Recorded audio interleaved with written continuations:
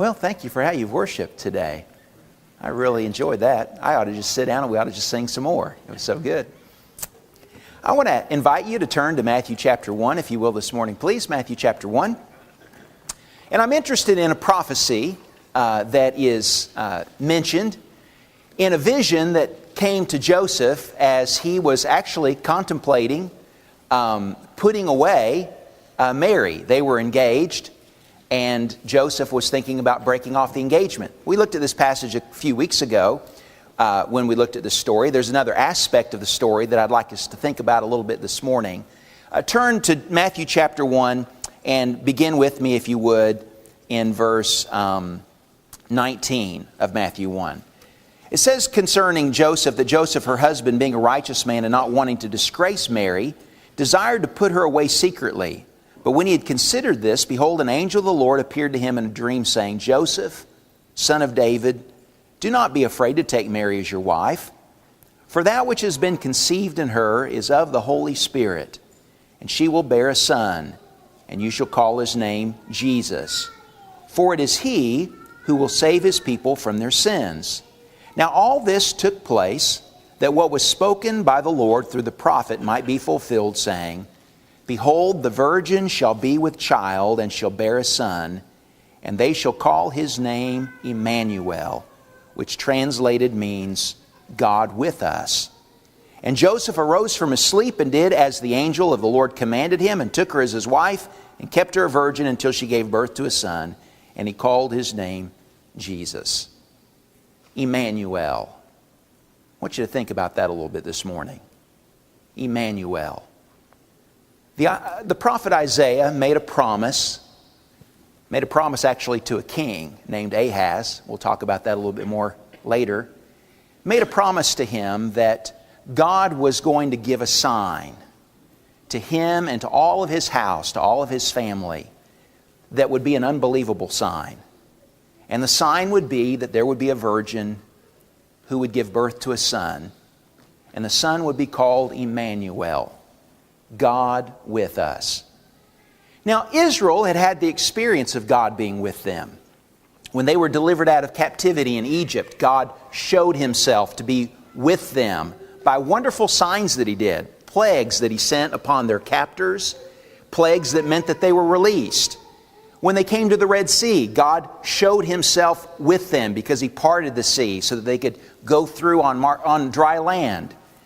God then caused the sea to close back on their enemies so that they were saved from those that would destroy them. God showed that he was with his people all through their wilderness journey, and so they wore shoes that didn't wear out, and they had bread that was rained from heaven every day. Throughout their history, God had been showing himself with his people. But what is being promised to Matthew here is that God is going to show himself with his people in a whole new way. And so even though he had shown himself as Yahweh, I am, and the sense being, I'm with you, a promise, he is going to give them a whole new experience of him being with them. And so he's using a new name to declare that experience. And that new name is Immanuel, God with us. Because God is going to be with us in a very special way in the person of his own Son. It's impressive to me how this theme of God being with us and of God being with us in Jesus becomes a great theme in Matthew's Gospel. He weaves that through the entire story. When we get to the end of the Gospel, Jesus, before he ascends back to heaven, is going to say to his apostles that all authority has been given to me on heaven and on earth. And so go and make disciples of all the nations. Make them followers of me. And he says, Lo, I am with you always, even to the end of the age. And so the gospel begins with this promise of Immanuel, of God with us. And it ends with Jesus repeating that promise, that I'm going to be with you. And giving his apostles the empowerment that they need to go and be his messengers and let other people know the experience and the blessing of God being with them. The thing that I admire about what Matthew does here in chapter 1 of his gospel is how he really amplifies that message of God being with us and elaborates on it to really show us what it's all about. There's some sections, we talked about this in our Bible class this morning that Ralph led. There are some things about Matthew chapter 1 that don't seem very exciting. For instance, the book begins with the family tree of Jesus. It gives His lineage. And family trees generally are only interesting to the family, right? I mean, you probably only care about your family tree, and I probably only care about mine. And so they're not very exciting. But there are exciting things in Jesus' family tree that have implications for all of us, and that are connected to the story that we just read about the angel coming and talking to Joseph about the birth of a son that would be called Immanuel. I want you to think with me about what it means that God is with us. The first thing that I want you to see in that is that God with us implies that God has been before us. That God has been before us. And what Matthew does is he tells us the story of Jesus' family tree is show how that has been the case. Look with me, if you would, at Matthew chapter 1 and go to like verse 3 of the text, where the story or the family tree of Jesus is being given. And the text says there, "And to Judah were born Perez and Zerah by Tamar, and to Perez was born Hezron, and to Hezron was born Ram." Verse 4, "And to Ram was born Amminadab, and to Amminadab Nahshon, and to Nahshon Salmon. And to Salmon was born Boaz by Rahab, and to Boaz was born Obed by Ruth, and to Obed Jesse, and to Jesse was born David the king, and to David was born Solomon by her who had been the wife of Uriah." The thing I want you to notice in the story is that there's several women that are mentioned in the text. There's the mention of a woman named Tamar who Judah had 2 sons by. And there's the mention of another woman named Rahab. And there's the mention of another woman named Ruth. And then there's a woman who remains nameless. She's just described as the wife of Uriah, but she gave David a son named Solomon. And part of the purpose that Matthew has in telling us those stories is he's telling us about other irregular births that are part of Jesus' family tree. He is going to be born of a virgin. But it's not the first time that something extraordinary has happened, or something remarkable, or something conspicuous, or something even scandalous about the birth of someone in his family. And the thing about all of those births that are described, and if you were a good Jew reading this story, you would recognize all of those names and all of the stories that are connected to them. All of them, in some ways, are redemption stories. They're all the stories of the people of God, the family of Jesus, in some kind of fix, and God doing something to thrust His hand into the situation and save them. If it were not for Tamar, Judah would have never had a child. He would not have had a son. He wouldn't have had any offspring. There would be no house of David. There would be no tribe of Judah. Because Judah had 1 son left. He lost 2 sons that were wicked, so God took their lives. He had 1 son left, but that son had no son. And so there were no grandsons to carry on the family name were it not for Tamar. And there's a scandal in that story, but were it not for her, there would have been no tribe of Judah. And so it's a story of where God stepped in and where He redeemed a people that would have been no people. They would have ended there. Not only did that happen with Tamar, but the same thing happened with Rahab. Here is the woman who saved the spies. The 2 spies that came into the land, she was their redeemer so that they could come in and take the land. And not only was she their redeemer, but the Israelites became her redeemer. They redeemed her from being destroyed in the war against Jericho. And so it's another redemption story of where God stepped in and where He saved a people that otherwise would have had no hope.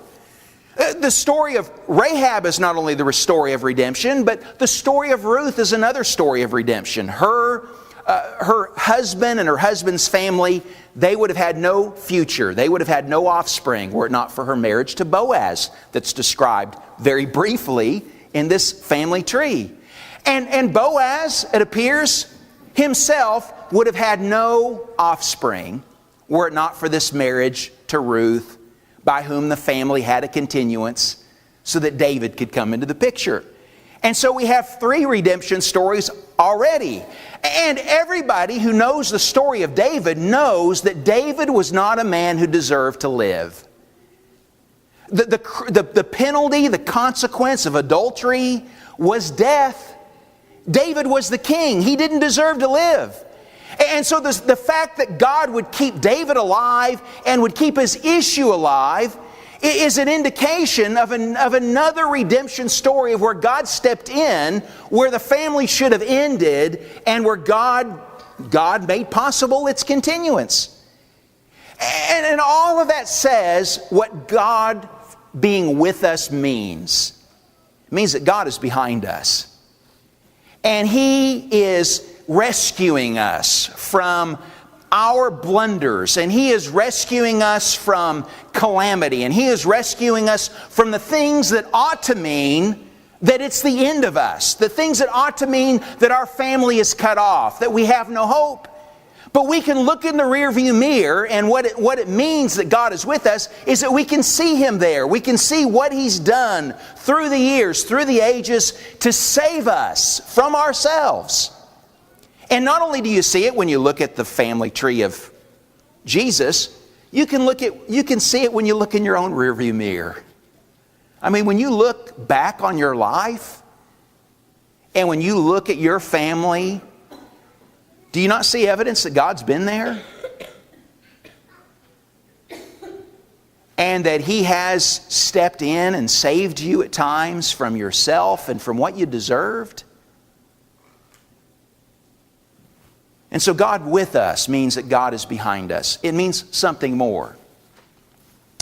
We can go back to all those stories that we just cited, and we not only see that God is behind us, we also see that God is below us.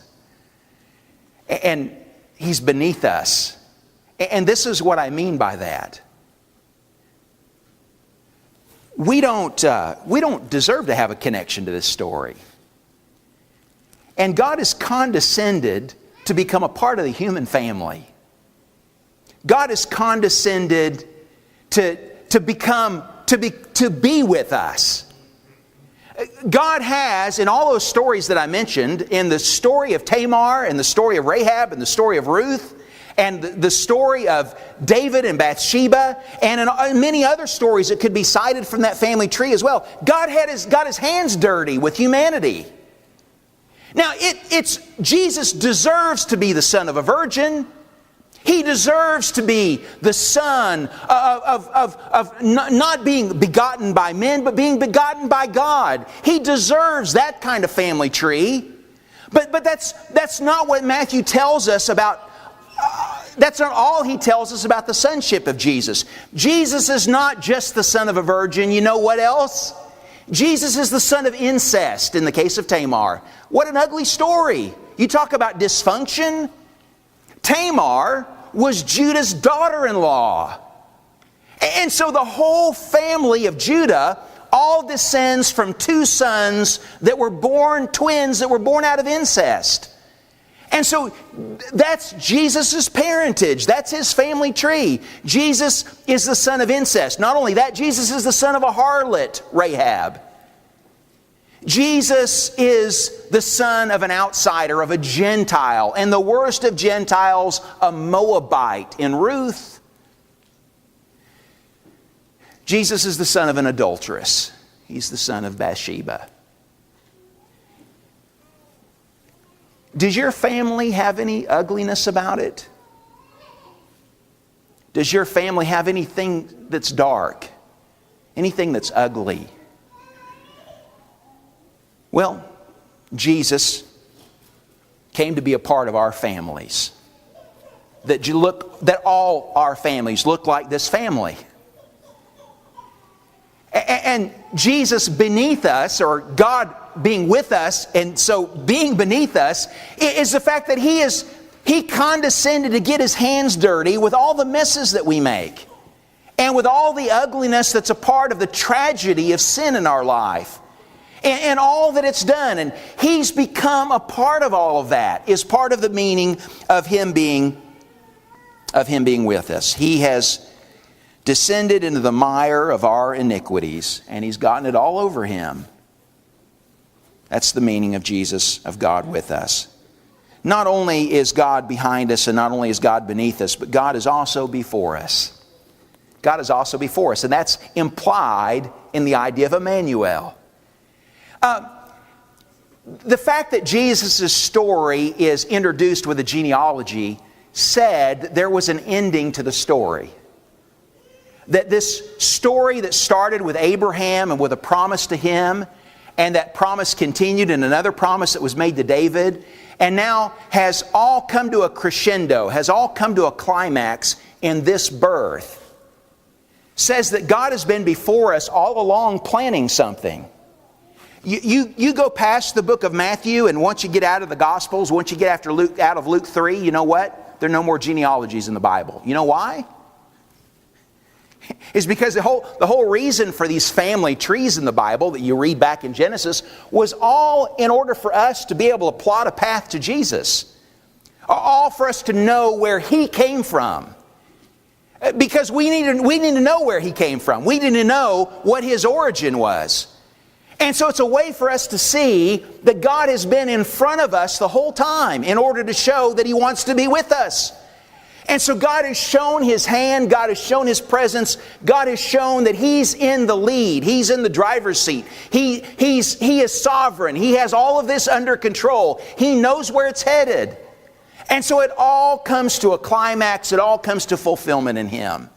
Matthew shows that to us in another clever way in the passage. Look, if you would, at verse 17 of Matthew 1, where as Matthew is counting all of the different names and generations that he's talked about in the family tree of Jesus here. He says, therefore all the generations from Abraham to David are 14 generations, and from David to the deportation to Babylon are 14 generations, and from the deportation to Babylon to the time of Christ are 14 generations. What's that talking about?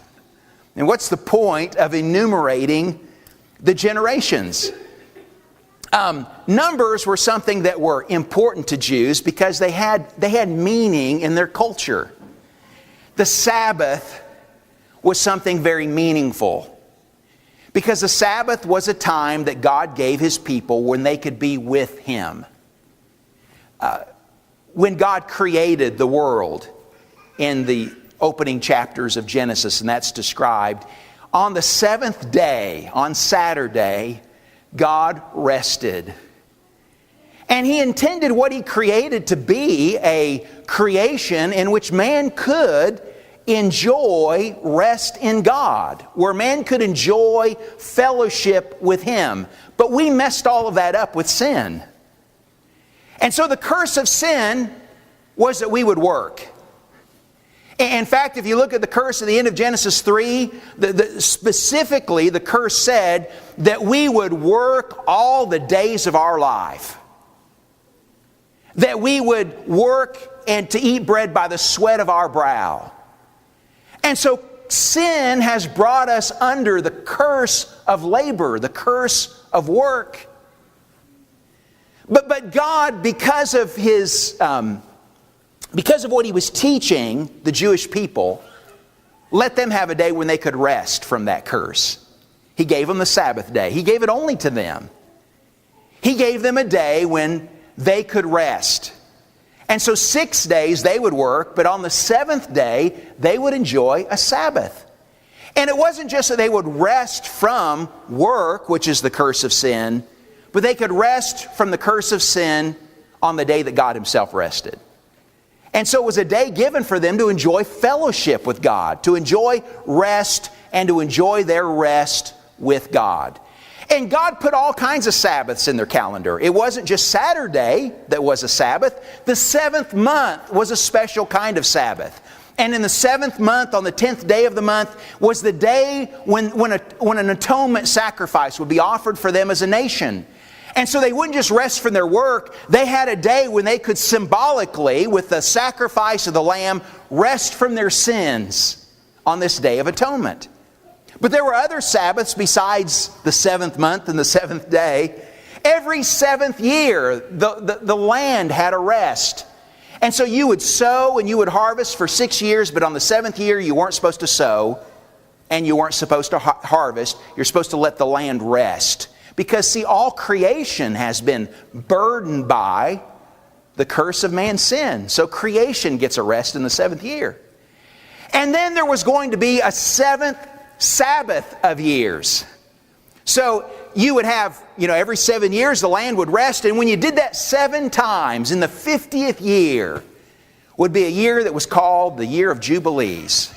It was after 7 Sabbaths of years that this year of Jubilee would occur. And on that year, everyone that was a debtor was free. So if you were a slave to someone else, you were liberated. And if you had lost your inheritance because you had become indebted to someone else, you got it back again. The year of Jubilee was a year that you were freed from all debts. Now look, if you would, at what Matthew's saying to us about the birth of Jesus. He has described in each of these time periods 2 Sabbaths of generations. There were 2 Sabbaths of generations between Abraham and David. And there were 2 Sabbaths of generations between David and the captivity. And there were 2 Sabbaths of generations between the captivity and the coming of Jesus. And so we are at the point with Jesus coming into the world of 6 Sabbaths, not of days, 6 Sabbaths, not of months, 6 Sabbaths, not of years, or even Sabbaths of years. Here is the 6th Sabbath of generations, which means a new generation is coming. It's a new age. It's a new era. And Jesus is going to be the one that's going to bring it. Here is going to be a generation where God is with His people in a way that He's never been with His people before. Here is going to be a new experience of rest, of real rest, not just from our work, not just symbolically from sin. Here is the one who is going to release all of creation from corruption. All peoples are going to finally have rest. And so it's a way of communicating this idea of God with us. God is in front of all of this. And He is taking us to the goal. He's taking us to the destination. And Jesus is the one who's going to bring us there. Not only is God behind us and beneath us and before us, but God is above us in all of this. If we were to go back, and we're not going to go back and read this, but if we had the time, and if you want to take the time, it'd be a great study to do. If you go back to the book of Isaiah, in chapter 7, is where this promise that a virgin would be with child and would have a son, and his name would be Immanuel. That's where that promise was given. If you look in Matthew chapter 1 and verse 9, you'll see the name of the king to whom that promise was made. Ahaz is his name. Ahaz lived 750 years before Joseph. 750 years, that's a long time. 750 years before Joseph, Ahaz lived. And Isaiah the prophet came to him and he said, Ahaz, you ask from God any sign that you want. And it doesn't matter how high it is. Doesn't matter how deep it is, how wide it is. God will give it to you. You see, Ahaz was a king that was in trouble. 2 other kings were opposing him, and they were whipping him on the battlefield every time. And Ahaz was fearful about being destroyed by these 2 kings. And so Isaiah came and made him this promise. Ahaz, God will be with you. You just ask for a sign and He'll prove it. And it doesn't matter how big it is. You ask it and He'll do it. And Ahaz said to Isaiah the prophet, I'm not going to do that. I'm not going to test God that way. Well, Ahaz said that tongue in cheek. He didn't want to trust God. He didn't want to put his fate and his future in God's hands. And so he just acted righteous. He acted holy. He acted pious and saying, I'm not going to test God. You know what he did instead? He made an alliance with another kingdom, a kingdom named Assyria, and asked for them to come and help him. And so he wanted to put his trust in something that made sense to him. And what made sense to him is you make alliance with other nations and they give you security. They make sure that you win the battle. You don't put your trust in God. And so because Ahaz wouldn't ask for a sign, God said through Isaiah, I'm going to give you a sign anyway. You won't ask for anything, even though I said make it as high as you want. I'm going to give you something, and it will be higher than you'd ever expect. And so the sign that he gave to him was a sign that a virgin would be with child and would have a son, and they'd call him Immanuel, which means God with us. The point I want you to see in all of that is how God is above us. I mean, He did things that in bringing His Son, that we couldn't even imagine, that we wouldn't have even fathomed. Ahaz just fits so many people. Ahaz didn't only not get what God was wanting to do and what God intended to do, but he didn't care that he didn't get it. Do you see that? He not only didn't get it, he didn't care that it didn't matter to him. Now, what I admire so much about the passage here and where this story is recorded is Joseph's attitude in all of that. Look at what it says in verse 19 again, where Joseph finds out that Mary is pregnant. She is going to give birth. She is with child. And Joseph knows that it ain't his son. And so Joseph is troubled about that. And he's wanting to put Mary away, but he doesn't want to make a spectacle of her. He doesn't want to humiliate her. He wants to do this in a way that is discreet and that is kind, because he's a gracious man. He's a good man. And so even though he might have a right to be angry or to be troubled about her situation, he's a gracious man. And so he's wanting to put her away secretly or privately. And while he's thinking about this, while it's all running over in his mind, and you might think that it's keeping him up at night, Joseph goes to bed one night and he has a dream. And in this dream, an angel speaks to him and tells him not to be afraid about taking Mary as his wife, because that which has been conceived in her is of the Holy Spirit, and she'll bear a son, he says. And all of this is in fulfillment of the prophecy that a virgin would be with child and would have a son, and his name would be Immanuel. I want you to see that Joseph had reason to say, this doesn't make sense. He had reason to say, in terms of the normal experience of things, this is too much to believe. This is too much to handle. This isn't the way people have children. This isn't the way it works. And yet, Joseph believed something that was unbelievable. Joseph accepted something that was too much, too good to be true. And yet it wasn't because of God. It wasn't too good to be true. It wasn't too much, because God is above us and He's able to do the unbelievable and the unthinkable. And so Joseph goes to bed at night and he has a dream. And it's an amazing dream of what God is doing. He was just a regular guy and he had a plan for his life. And all of a sudden, his plan for his life changes. It has a bigger purpose now because God is above us. And he has a new reason to get up in the morning because God is above us and He's going to be with us.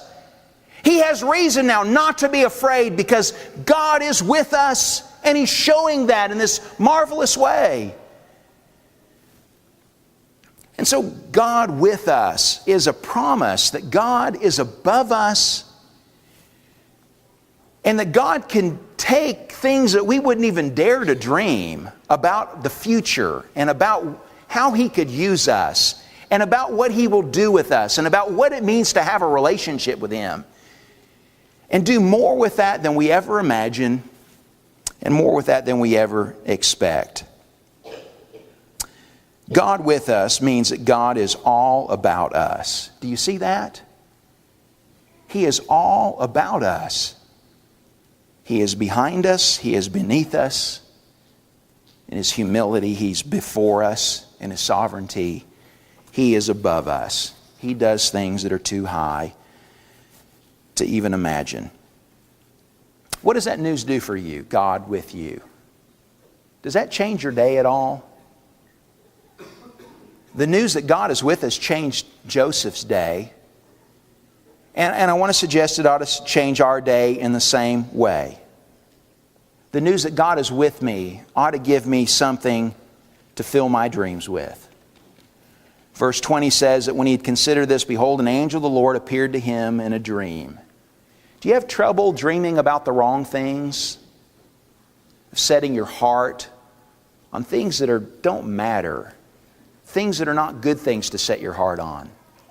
You want something to fill your dreams? You want something to think about when you go to bed at night? Think about God with you. And that's something really good to fill your dream with and your heart with. That news is something to chase away our fears. The angel says, don't be afraid to take Mary as your wife. You want to chase away whatever makes you anxious, whatever fear you have about what's going to happen tomorrow or what's going to happen next week or what's going to happen next year or where this is all going to end and where it's going to go. You want something to take away your fears? Think about God with you. That ought to take away the fear. It gives us a reason to get out of bed. Verse 24, Joseph arose from his sleep. How do you think he felt when he got up versus how he felt when he went to bed? I think he feels a lot better when he gets up this morning, don't you think? And so if you want a reason to get out of bed in the morning, think about God with you.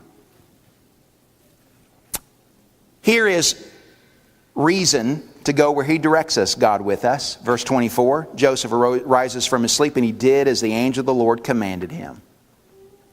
When you know that God is with you, you know what? You can do what God tells you to do.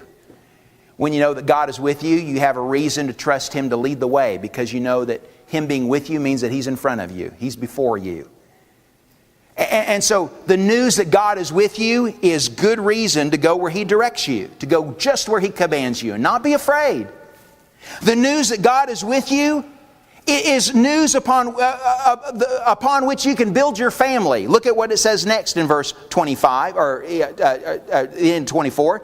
It says, he did as the angel commanded him, and he took her as his wife. Now there's a good place to begin in taking your wife. There's a good place to begin in building your family on the principle that God is going to be with us. God is going to be in this, in our house. And so it's a good basis upon which to build your family. God with you is a good reason to be holy. It says in verse 25 that Joseph kept her a virgin until she gave birth to a son, and he called his name Jesus. When you know that God is with you, is that not motivation to be like Him? God with you, isn't that good motivation to be set apart for Him? Isn't it good reason to keep ourselves for Him? To sanctify ourselves in what He wants us to be because He's with us, and so we don't want to mess up our walk with Him because He's with us. So it gives us brand new motivation. Immanuel. What a promise. We are the people of Immanuel. We live in the land of Immanuel. We are a congregation. We are the congregation of Immanuel. Carry that promise with you this week. Let that be the thing that fills you with who you are, with what your identity is. Because we are the children of the promise of Immanuel. And that promise just changes everything. It transformed Joseph's life. It ought to be a promise that transforms our life too. God with us. Is He with you this morning? Have you seen Him in your rear view? Have you seen what He's done to rescue you in the past? Do you see that He's humbled Himself and come beneath you in order to save you from yourself, from your sin? Do you see that He's ahead of you and that He has a plan for us? He has a rest that He's prepared, a rest that has all been brought to fulfillment in Jesus Christ, who is going to bring a jubilee unlike any jubilee that's ever been.